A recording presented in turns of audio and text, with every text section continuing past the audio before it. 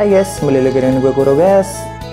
Di video kali ini Mimin akan lanjutin novel Mauga Queen no Futekigosa yang udah sampai volume 10 atau lanjutan animenya part 20.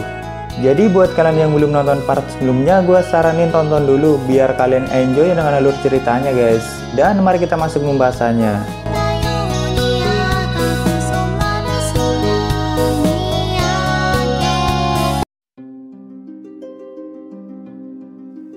Di cerita sebelumnya, Anos sudah memasukkan Anahen ke dalam peti mati Behelius, dan Anos juga masih ada di gurun kematian atau tempat perlindungan Anahen.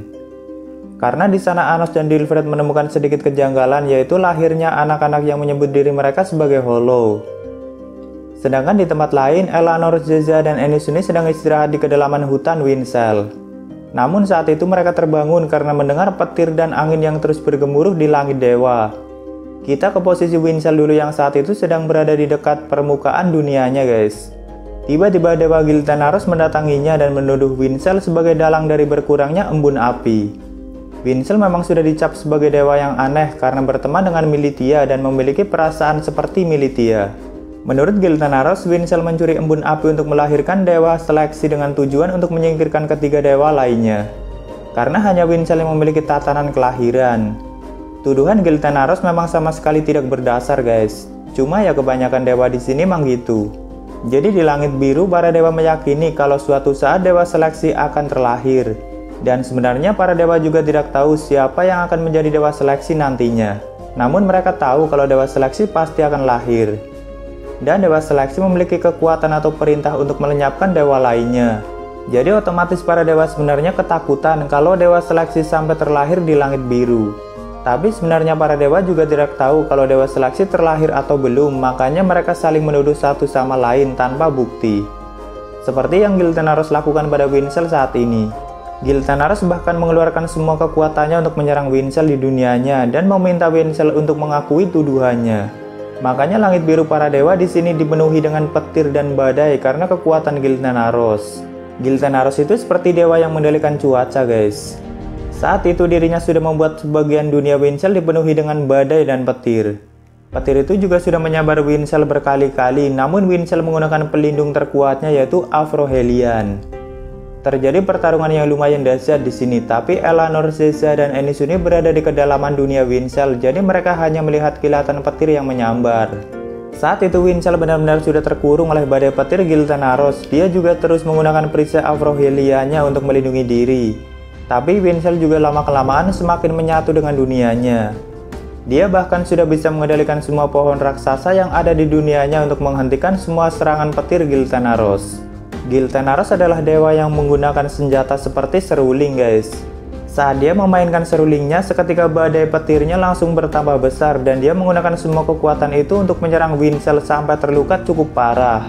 Pohon raksasa Winsel juga semuanya hancur karena serangan itu. Tapi ternyata Winsel juga sudah menciptakan benih pohon duri yang saat itu mulai tumbuh. Butuh beberapa saat untuk pohon duri Winsel sampai tumbuh besar. Pohon berduri itu bisa menyerap kekuatan yang sangat besar dan bercabang sangat banyak dan mulai merambat memenuhi langit dunianya, sehingga bisa menyerap petir Giltanaros.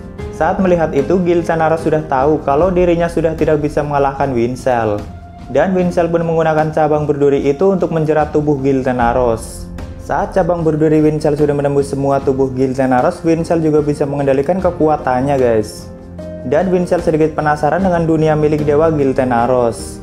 Di waktu yang bersamaan saat Winsel sedang bertarung dengan Giltanaros, Enisuni, Zeza, dan Eleanor memilih keluar dari dunia Winsel dan mengecek dari mana petir itu berasal. Sampai akhirnya mereka masuk ke dalam dunia milik Giltanaros dan menjelajahinya. Tanpa sengaja mereka menemukan gelembung yang sangat banyak dan isinya adalah tentara dewa yang sebelumnya pernah dibawa ke bumi oleh dewa perang Perpedro. Wujud mereka juga sama semua dan jumlahnya mungkin sekitar 10.000 dan beberapa ada yang sudah kosong. Wujud mereka sama kayak tiga dewa yang dulu dibawa oleh dewa perang guys. Di sana juga ada dewa perang Perpedro yang seharusnya sudah dilenyapkan oleh kekuatan matahari kehancuran. Tapi Eleanor, Zeza, dan Enisuni sedikit terlambat karena tentara dewa itu sudah waktunya terlahir. Dewa perang juga melihat mereka dan sebagian tentara dewa itu langsung menyerang Eleanor, Zeza, dan Enisuni. Mereka sempat terpojok pada saat itu dan memilih untuk melarikan diri, tapi dewa perang terus mengejar mereka dengan sebagian tentara dewanya. Lalu Enies menyarankan sihir baru pada Elanor dengan memanfaatkan kekuatan rahim ibunya ditambah kekuatan Enies. Mereka langsung menyambungkan tali pusar mereka sehingga Elanor bisa menciptakan 1000 pasukan Ginalena yang cukup kuat. Sosoknya mirip sama 10.000 Zeza, tapi ini lebih kuat guys. Cuma pasukan Ginalena cuma boneka tidak benar-benar hidup seperti Zeza. Bahkan satu Ginalena kekuatannya setara dengan 3 tentara dewa. Saat itu pasukan Ginalena bisa melenyapkan sebagian tentara dewa, tapi Elanor, Zeza, dan Enies juga sambil terus melarikan diri karena jumlah tentara dewa terlalu banyak. Namun lama-kelamaan dewa perang dan tentara dewa mulai menghilang dari tempat itu sampai tak tersisa satu pun. Awalnya Elanor dan Zeza sedikit bingung, namun akhirnya mereka menemukan beberapa gerbang dewa di tempat itu. Dan Enies menampilkan keadaan bumi pada saat itu. Ternyata situasi di bumi benar-benar sudah kacau dan semua tentara dewa sudah turun ke bumi dan menyebar ke semua permukaan bumi. Namun yang paling mengejutkan adalah matahari kehancuran sekaligus bulan penciptaan mengambang di langit Azazon. Langit di bumi ditutupi kegelapan karena terjadi gerhana. Lalu Elanor menghubungi Sasha dan Misa Necron tentang apa yang terjadi di bumi. Dan menurut Sasha dan Misa, jika bulan penciptaan digabungkan dengan matahari kehancuran, maka erosi kehancuran akan tercipta. Jadi gini guys. Sebelumnya kan sudah dijelaskan kalau bulan penciptaan bisa melakukan erosi sebanyak 2 kali, yaitu menciptakan dunia dan memperbaikinya jika diperlukan. Begitu juga dengan matahari kehancuran juga bisa melakukan erosi yang sebaliknya, yaitu menghancurkan dunia dan isinya. Seharusnya yang bisa melakukan erosi adalah Dewa Aberneyu dan Militia sendiri. Namun jika matahari kehancuran dan bulan penciptaan sampai dimunculkan bersama dan disatukan, maka erosi kehancuran akan terjadi. Walaupun membutuhkan waktu untuk benar-benar terjadi. Menurut Anos, Sasha, dan Misa Necron, saat itu tahap erosi sudah mencapai 40%. Jika dibandingkan, efek erosi kehancuran mungkin sama saja kekuatannya dengan api Egilgron Angdroa yang dilepaskan tanpa terkontrol dan terus membakar sampai lenyap tak tersisa. Sama aja dengan kehancuran total, dan para dewa tidak mungkin melakukan itu karena dewa seharusnya tidak memiliki keinginan seperti itu. Memang terkadang para dewa melakukan kehancuran untuk menyeimbangkan keteraturan, namun mereka tidak mungkin melakukan penghancuran total. Saat itu Anos menyuruh Enies untuk turun ke bumi dan menjelaskan tentang erosi yang akan terjadi dan meminta semua yang ada di bumi untuk melakukan sesuatu. Karena pintu dewa hanya bisa dilewati oleh dewa, jadi Elanor, Zeza tidak bisa melewatinya. Tapi tali pusar Enies dan Elanor tetap tersambung agar mereka tetap bisa berkomunikasi karena jarak antara dunia dewa dan bumi sebenarnya sangat jauh. Tersambungnya mungkin kayak benang sihir gitu guys. Setelah itu Enies turun ke bumi dengan melewati pintu dewa, tapi dia juga sedikit terluka setelah melewatinya karena Enies memang bukan dewa yang seharusnya terlahir. Saat itu dia turun di wilayah Gairadit dan bertemu dengan Ellen dan gadis Vanunion yang sedang melawan tentara dewa. Di situ juga ada Emilia Sensei dan Enies menjelaskan semuanya. Jadi erosi kehancuran bisa diperlambat guys, dan bisa dihentikan kalau kekuatan semua orang bisa digabungkan dan membuat serangan yang setara dengan serangan Anos yang menggunakan pedang Shinsatsuki Ken. Tapi seharusnya erosi matahari bisa dihentikan lebih mudah karena Dewa Aberneyu dan Militia tidak ada di dalamnya. Namun saat ini semua iblis roh dan manusia sedang disibukkan dengan turunnya tentara dewa yang sangat banyak. Begitu juga dengan Shin yang sibuk melawan tentara dewa yang muncul di Dilhaide dan Ardein. Saat itu Rei, Misa, dan Element juga sudah mendengar penjelasan Enies dan mereka datang ke tempat itu. Rei ingin mencoba menghentikan erosi matahari dengan kekuatan pedang Evans Mana. Namun Element menyarankan untuk tidak melakukannya karena Evans Mana saja bukan tandingan kekuatan matahari kehancuran dan bulan penciptaan. Tapi bukan tidak mungkin untuk melakukannya jika ada kekuatan yang bisa mendekati erosi gerhana. Di sini Element tidak bisa berhenti tertawa karena dia sangat senang bisa menemukan masalah sebesar itu. Apalagi dua kekuatan yang bisa menghentikan erosi gerhana sedang tidak ada di tempat itu, atau Anos dan Shin. Pokoknya di bumi perang melawan tentara dewa terjadi di mana-mana guys. Walaupun awalnya situasi Azazon sangat kacau karena tidak bisa diajak bekerja sama, namun Emilia Sensei bersikeras meminta para negara yang ada di wilayah Azazon untuk menggabungkan kekuatan. Tapi sebagian para raja yang ada di Azazon tidak semua menyetujuinya. Karena Emilia menyarankan Azazon untuk menggunakan semua air suci yang ada di Danau Siemi untuk memperlambat erosi gerhana. Kita menuju ke dunia dewa dulu guys. Saat itu Winsel menggunakan kekuatan Giltanaros untuk menjelajahi dunianya dan sudah menemukan gelembung kosong yang tadi isinya adalah tentara dewa. Ternyata sebagian embun api juga dialirkan ke tempat itu untuk melahirkan tentara dewa. Tapi Giltenaros juga sangat terkejut melihat itu karena dia tidak tahu ada tempat seperti itu di dalam dunianya karena dunia masing-masing dewa itu sangat luas. Windsell juga menghubungi Anos yang masih berada di gurun kematian. Saat itu Anos sedang duduk di atas peti mati Behelius dan menunggu Dilfred yang sedang menggunakan mata dewanya untuk mengetahui aliran embun api yang juga dialirkan ke gurun kematian. Makanya anak Hollow yang mengaku sebagai Fate bisa terlahir karena embun api mengalir ke sumur yang ada di kuil Anahen. Tak lama kemudian Fate dan Dilfred keluar dari sumur dan menemui Anos. Awalnya Dilfred mengira kalau Fate adalah anak kecil polos yang tidak tahu apa-apa tentang kelahirannya. Tapi ternyata Fate terlahir dengan pengetahuan yang sangat luas. Dia bahkan tahu kalau Anos adalah orang yang tidak patuh. Di sini Fate bilang ingin menjadi murid Ojisan yang tidak patuh atau Anos. Fate ingin mempelajari sihir yang bisa mengalahkan Anahen atau peti mati Behelius. Ini anak masih bersikap polos guys, tapi sebenarnya dia sangat sombong. Anos dengan sengaja menunjukkan caranya pada Fate. Dan secara mengejutkan Fate bisa menciptakan peti mati Behelius walaupun tidak sekuat milik Anos. Dia merasa sangat sombong karena bisa langsung menirukan sihir Anos padahal Fate masih bocah. Lalu Dilfred menghubungi Windsell, Sasha, dan Misa untuk datang ke gurun kematian sekaligus membawa Dewa Giltenaros dan Anos akan melepaskan Anahen dari peti mati Behelius. Dilfred ingin 4 dewa berkumpul dan mendiskusikan tentang masalah yang terjadi saat ini.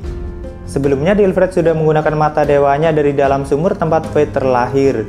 Dan aliran embun memang dicuri oleh satu orang yang sama, yaitu untuk melahirkan Fate sebagai eksistensi yang tidak terikat dengan apapun. Karena tidak bisa digolongkan sebagai apapun, mungkin mirip seperti keberadaan Anos guys. Dan sebagian embun api dialirkan untuk melahirkan tentara dewa sekaligus membangkitkan kembali dewa-dewa sebelumnya. Namun ada aliran embun api lainnya yang dialirkan entah kemana dan itu begitu besar. Sampai ke kedalaman dunia dewa dan mata dewa Dilfred tidak bisa menjangkaunya. Karena tempat itu tidak termasuk dalam tatanan mereka. Dan keempat dewa meminta Anos untuk mengeceknya karena Anos tidak terikat dengan tatanan. Awalnya di sini 4 dewa menuduh satu sama lain karena seharusnya hanya 4 dewa yang bisa mencuri embun api. Tapi tiba-tiba Fate menertawakan keempat dewa yang sudah tidak layak menjaga ketertiban dunia menurutnya. Makanya Fate terlahir untuk menyeleksi para dewa dan semua keberadaan yang ada di dunia. Fate mengaku terlahir sebagai eksistensi yang belum pernah ada dan menjadi terbaik sepanjang sejarah. Bahkan dirinya mengaku lebih kuat dan lebih baik dari orang yang tidak patuh atau Anos Voldigod. Buktinya Fate yang baru terlahir bisa langsung meniru sihir kuat Anos dengan sangat mudah dan hanya tinggal menunggu tahap dewasanya sampai dia dengan mudah bisa melampaui Anos Voldigod. Kalau digambarin nih bocah sombongnya luar biasa guys. Dia juga mengaku sebagai keberadaan yang akan menentukan dunia itu masih layak atau tidak, makanya dia menciptakan tentara dewa dan memunculkan erosi gerhana di bumi untuk menyeleksi apakah masih ada keberadaan yang lebih layak darinya. Jadi Fate mengaku kalau dirinya yang sudah merencanakan semuanya, walaupun Anos mempunyai pemikiran lain. Setelah mengetahui itu, keempat dewa langsung menyerang Fate bersamaan. Namun Fate bisa menangkis serangan keempat dewa dengan mudah. Fate juga menyerang Sasha dan Misa dengan badai yang dipenuhi dengan petir, salju, dan api. Sasha sempat menggunakan mata kehancurannya dan Misa menggunakan perisai esnya, tapi serangan Fate bisa menembusnya dengan sangat mudah. Bahkan terus melesat sampai merusak dunia Anahen. Lalu Fate menunjukkan kalau dirinya juga bisa menyerap kekuatan dari dunia keempat dewa dan dengan sekejap Fate berubah menjadi sosok dewasanya.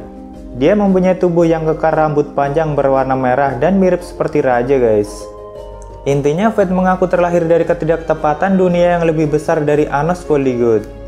Tapi Anos bilang kalau Fate adalah ciptaan yang kurang sempurna, dan keberadaan yang menciptakan Fate saat ini sedang ada di kedalaman dunia dewa yang tidak bisa dijangkau oleh para dewa. Karena sebelumnya Anos sudah menggunakan mata iblisnya lebih ditingkatkan dan melihat keberadaan yang jauh lebih kuat dari Fate di kedalaman dunia dewa. Lalu keempat dewa meminta Anos untuk pergi ke kedalaman tempat itu, sedangkan 4 dewa akan melenyapkan Fate. Setelah itu Anos, Sasha, dan Misa Necron pergi menuju ke kedalaman dunia dewa. Itu adalah tempat yang tidak bisa dijangkau oleh para dewa karena sudah di luar tatanan dunia mereka. Anos melihat ada kastil berbentuk piramida dan banyak sekali embun api yang dialirkan ke dalam kastil itu. Makanya total keseluruhan dunia berkurang drastis. Di belakang kastil juga ada gerbang besar yang terhubung dengan bumi. Dan di dalam kastil itu Sasha dan Misa merasakan kalau sumber matahari kehancuran sekaligus bulan penciptaan ada di dalamnya. Jadi sebenarnya sumbernya ada di tempat itu, namun kekuatannya dipindahkan ke bumi, agar orang yang saat ini mengendalikan gerhana bisa dengan bebas memindahkannya ke belahan bumi manapun. Anos menggunakan Morara Tenso Guenas untuk membuka kastil besar itu, dan seketika kekuatan yang begitu dahsyat meluap dari dalam kastil besar itu. Namun pintunya mulai tertutup kembali. Sasa dan Misa Necron berniat masuk ke dalam dan mengambil alih matahari kehancuran dan bulan penciptaan untuk menghentikan erosi gerhana yang akan terjadi di bumi. Tapi sebelum Anos membukanya lagi, Fate datang ke tempat itu. Fate bilang sudah memusnahkan semua 4 dewa dan dunianya. Dia juga menantang Anos di sini, guys. Anos juga melayaninya dengan sihir-sihir biasa seperti Jiras, Avian Giara, dan kematian akar Bedsep. Karena Fate jadi sangat sombong setelah bisa menciptakan peti mati Behelios yang menurutnya adalah sihir kuat Anos Foliod. Di sini dia juga menciptakannya lagi dengan menyentuh tubuh Anos dan menyerap sedikit kekuatan Anos agar peti mati yang dia ciptakan lebih kuat dari milik Anos. Tapi ternyata sihir seperti Jirat, Avian Giara, dan Bedsep juga bisa sangat mengerikan, guys. Bahkan Jirat yang digabungkan dengan api Avian Giara oleh Anos bisa menciptakan cakar besar yang begitu kuat dan mencengkeram tubuh Fate dengan sangat mudah. Lalu Anos menerapkan kematian akar pada Fate hingga akarnya hancur, tapi dia hidup kembali. Setelah itu Fate mengurung tubuh Anos dengan badai 4 elemennya dan mencoba memasukkan Anos ke dalam peti mati Behelios yang tadi dibuatnya. Namun saat Anos mulai memasukinya, peti mati itu langsung hancur tak tersisa. Fate yang melihatnya sangat terkejut. Setelah itu Anos menunjukkan kekuatan peti mati Behelios yang sebenarnya. Sebelum memasukkan Fate ke dalamnya, Anos juga mengikat tubuh Fate dengan rantai Zora Edipto dan mengurungnya menggunakan penjara Benoleven, lalu menerapkan kalung kutukan kematian pada Fate. Setelah itu Anos memasukkan Fate ke dalam peti mati kematian Behelios. Fate sempat berteriak karena kesakitan dan Anos juga bilang kalau keberadaan Fate jauh dari sempurna. Di waktu yang bersamaan, Anos juga sudah membuka pintu kastil besar. Sasa dan Misa Necron sudah masuk ke dalamnya untuk mengambil alih tatanan mereka. Namun pada saat itu semua kekuatan yang ada di dunia dewa seperti ditarik ke dalam kastil besar itu dan mulai membentuk sosok seperti roda gigi dunia. Anos juga semakin mendengar suara yang datang dari akarnya dan suara itu terhubung dengan sosok di dalam kastil besar itu.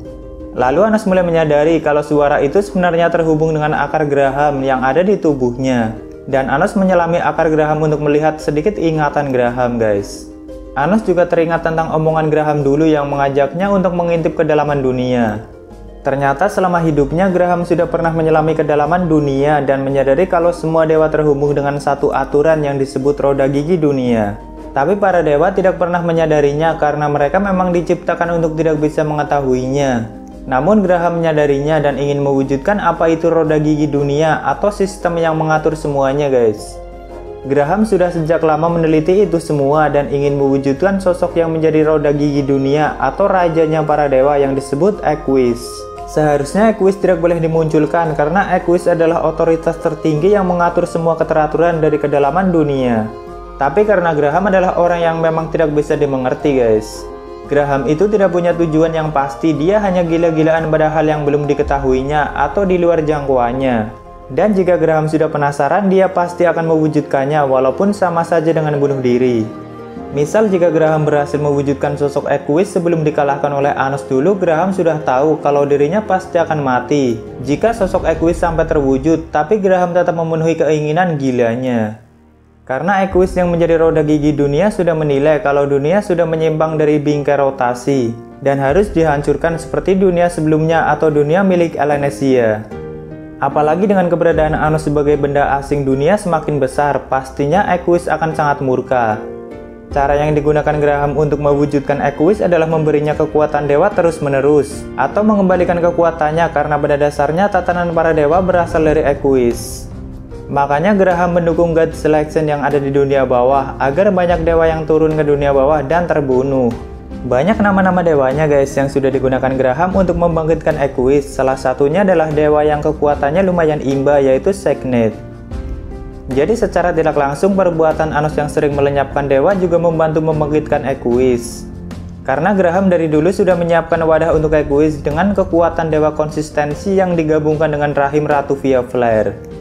Kalau kalian ingat, wadah Equus adalah bayi yang pernah dikandung Ratu Via dan dibunuh oleh Meo Aegis dengan tombak dimensinya. Namun sebenarnya bayi itu tidak mati, dia hanya terlempar ke dimensi lain dan terus tumbuh sampai akhirnya menyatu dengan kekuatan Equus dan menjadi wadahnya. Lalu menciptakan ruang dimensi di kedalaman dunia dewa untuk menyerap embun api agar segera bangkit.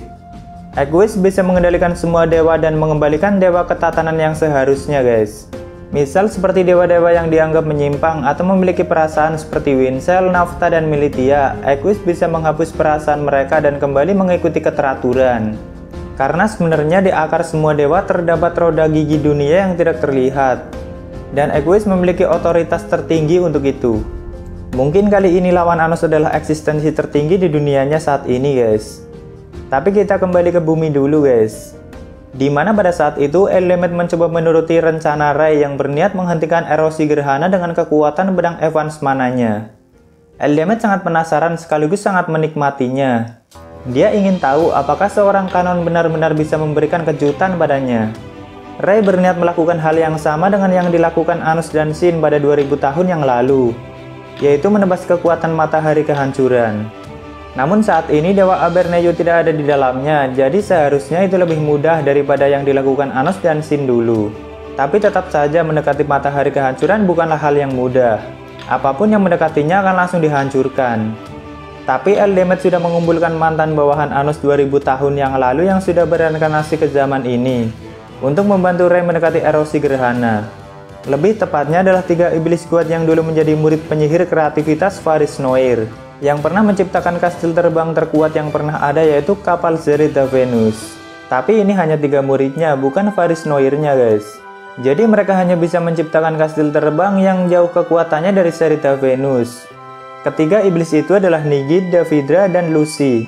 Jika diukur dari kekuatan tempur, mereka adalah orang kedua terkuat setelah Sin. Kalau iblis yang bernama Nigid sudah bereinkarnasi dari volume 4 dulu guys. Dia pernah menemui Sin pada saat Sin masih berada di Ardain. Di sini Nigid, Davidra, dan Lucy bersama Eldemet menciptakan 4 kastil terbang yang cukup besar dan dilengkapi dengan senjata dan perlindungan. Kastil pertama dijalankan oleh Nigid, kedua Davidra, ketiga Lucy, dan kastil terbang keempat dinaiki oleh Ray dan Misa. Ketiga kastil terbang itu berniat mengantarkan kastil keempat yang dinaiki oleh Ray dan Misa dan akan mengantarnya sampai sedekat mungkin. Sementara Eldemet akan menontonnya sambil menghadapi dewa yang melindungi tatanan X di Ravan. Tapi Eldemet juga memerintahkan 4 dewa penjaga Naya ditambah 1 dewa penjaga lagi yang bernama Raisnael. Jadi ada 5 dewa penjaga yang akan ikut mengantarkan 4 kastil terbang mendekati erosi gerhana. GG banget sih Eldemet guys. Dia juga masih bisa menggunakan kuasa Nosgalianya, mungkin karena kekuatan Equus belum 100% menguasai tatanan dewa seperti dewa surgawi Nosgalia. Lama-kelamaan kastil ke-1 mulai mendekati erosi gerhana dan menyerangnya untuk membukakan jalan kepada kastil terbang yang ada di belakangnya. Tapi kerusakannya juga cukup parah, jadi terpaksa harus terjatuh, lalu diteruskan kastil terbang kedua yang masih dalam kekuatan penuh. Setelah lebih dekat lagi, kastil kedua juga tidak bisa lagi menahan kekuatan matahari kehancuran dan terjatuh. Lalu diteruskan oleh kastil ketiga yang sudah cukup dekat. Sampai akhirnya mereka cukup dekat dan hanya tersisa kastil keempat yang dinaiki oleh Misa dan Ray. Pada saat itu Eldemet juga memerintahkan pasukan Azazel untuk menembakkan air suci yang ada di Danau Siemi untuk menciptakan pelindung di depan kastil keempat. Walaupun hanya bisa menahan kekuatan matahari kehancuran sebentar, namun Eldemet menggunakan ke-5 dewa penjaga untuk mengantarkan Ray dan Misa hingga benar-benar dekat dengan erosi gerhana. Setelah itu Misa dalam wujud Avosnya terbang di depan Ray dan menciptakan dinding dunia berlapis, sambil menembakinya dengan geograss. Tapi tiba-tiba bulan penciptaan mengeluarkan cahayanya dan menciptakan hujan salju yang membuat semua orang membeku. Namun di sini Misa belum menyerah. Dia sempat mensummon roh kuat seperti naga air Linyon dan Gigades. Setelah itu mereka menggabungkan serangan untuk membukakan jalan bagi Ray yang siap menebas dengan serangan terkuatnya. Di waktu yang bersamaan erosi gerhana hampir mencapai kekuatan penuhnya. Serangan pertama Ray menggunakan Sigesta untuk menciptakan sedikit celah di gerhana. Lalu Ray dengan semua kekuatannya menebas gerhana dengan serangan terkuat Evans Mana, yaitu Tengahadan, serangan yang bisa memutus takdir. Ray bahkan kehilangan 6 akarnya karena menahan bentrokan serangan itu. Tapi erosi gerhana sudah sampai di puncaknya dan siap melepas kehancuran totalnya. Di waktu yang bersamaan, Nigid, Davidra, dan Lucy mengorbankan diri mereka untuk menciptakan dinding dunia yang sangat kuat untuk menahan cahaya kepunahan dari erosi total, guys. Rey yang sudah sangat terluka juga terus menekan serangannya hingga akhirnya erosi gerhana total bisa dihentikan. Semua orang di bumi yang melihatnya langsung lemas sekaligus lega. Tapi mereka belum tahu kalau kengerian yang sebenarnya baru akan dimulai. Tapi slow guys, di babak berikutnya giliran para jagoan yang turun tangan. Shin juga belum dimunculkan dan Chalice Voldigoth atau Gustav akan bangkit nantinya. Dari sini kita bisa bayangkan betapa ngerinya tebasan pedang Shin Satsuki-ken yang dulu digunakan Anos. Dan kekuatan iblis di zaman dulu jauh lebih besar dari zaman ini guys. Karena total keseluruhan sihir memang sudah menurun. Dan untuk kelanjutannya tunggu video mimin berikutnya. Oke, mungkin segitu dulu untuk rangkuman kali ini. Jika ada yang kurang pas dari pembahasan ini, kalian bisa koreksi di bawah. Silahkan subscribe biar nggak ketinggalan pembahasan lainnya. Like jika kalian suka dengan video ini dan dislike jika tidak suka, tidak apa-apa. Thank you yang udah mampir, sampai ketemu di video berikutnya. Salam guru guys.